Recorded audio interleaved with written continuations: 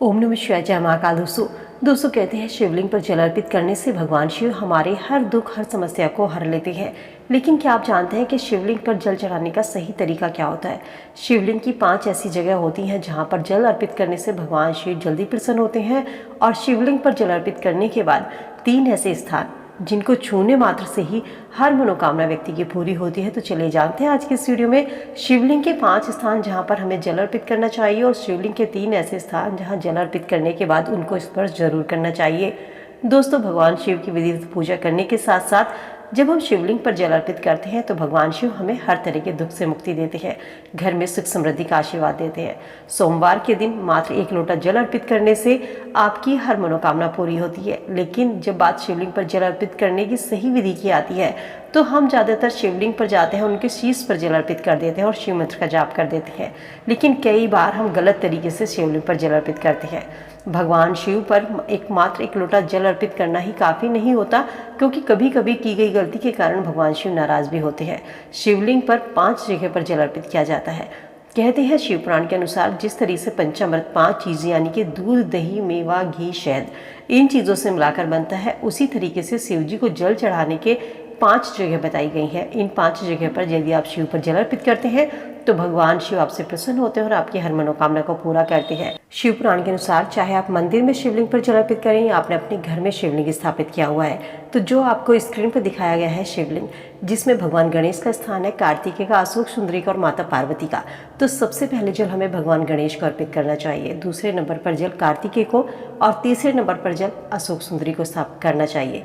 इसके बाद में जो आपको स्थान दिख रहा है माता पार्वती का हस्तकमल जिसे कहा जाता है, वहाँ पर जल अर्पित किया जाता है, और सबसे लास्ट में जल भगवान शिव पर अर्पित किया जाता है।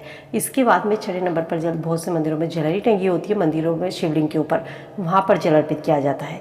इसके बाद में जब आप मंदिर से बाहर निकलते हैं, गेट चौखट के दोनों ओर वहाँ पर होते हैं भगवान शिव के द्वारपाल, वहाँ पर जल अर्पित किया जाता है।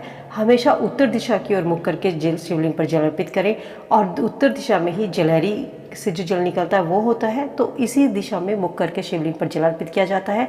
और जल हमेशा आपको बैठकर अर्पित करना है, कभी भी खड़े होकर शिवलिंग पर जल अर्पित ना करें। शिवलिंग पर जल अर्पित करने के बाद में नंदी जी की पूजा जरूर करनी चाहिए, नंदी जी पर भी जल आपको अर्पित करना चाहिए, तभी आपकी पूजा पूरी होती है। ये शिवलिंग पर जल चढ़ाने का सही तरीका होता है, क्योंकि भगवान गणेश, अशोक सुंदरी, कार्तिकेय इन स्थानों पर जब आप शिवलिंग पर जल अर्पित करते हैं तो कहते हैं आपको हर क्षेत्र में सफलता मिलती है, साथ ही परिवार में सुख शांति और समृद्धि बनी रहती है।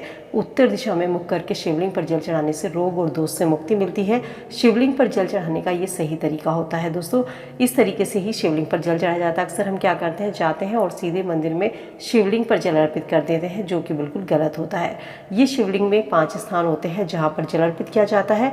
इसके बाद में अब आते हैं 3 स्थान जहाँ पर आपको शिवपुराण कहता है कि शिवलिंग पर जल अर्पित करने के बाद में इन 3 जगह को जरूर स्पर्श करना चाहिए, क्योंकि भगवान शिव केवल जल चढ़ाने मात्र से ही अर्पित इनसे प्रसन्न नहीं होते हैं कि आपने जल चढ़ा दिया और ये काफ़ी हुआ।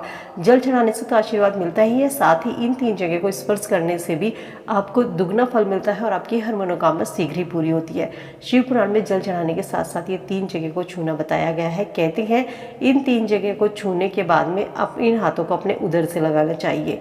शिवलिंग पर जब आप जल चढ़ाते हैं तो अपने दोनों हाथों से 5 या 7 बार भगवान गणेश और कार्तिकेय जहाँ विराजमान होते हैं उनके पैर आपको दबाने चाहिए, और इसके बाद में वहाँ पर आपको श्री शिवाय नमस्तुभ्यम या ओम नमः शिवाय मंत्र का जाप करना चाहिए। इस मंत्र का जाप करने से संतान सुख की प्राप्ति होती है, और यदि आप प्रेग्नेंट भी हैं, गर्भ में का कोई बच्चा है किसी के, तो बीमारी नहीं होती, किसी तरीके की समस्या नहीं होती, हर तरह की समस्या से निजात मिलता है। शिवपुराण कहता है शिवलिंग पर जल चढ़ाते समय जहाँ से जल निकलता है इसके बीच का जो स्थान होता है भगवान शिव की पुत्री अशोक सुंदरी का स्थान होता है। इस स्थान पर बेलपत्र छुआकर शिवलिंग पर जल अर्पित करें। इस स्थान को स्पर्श करने से अपनी मनोकामना कहें और भगवान शिव के मंत्रों का जाप करें। विवाह में आने वाली हर तरह की समस्या से मुक्ति मिलती है, साथ ही मांगलिक कार्य जो भी होता है, मांगलिक दोष होता है, उससे छुटकारा मिलता है और अच्छी जगह शादी के योग बनने लगते हैं।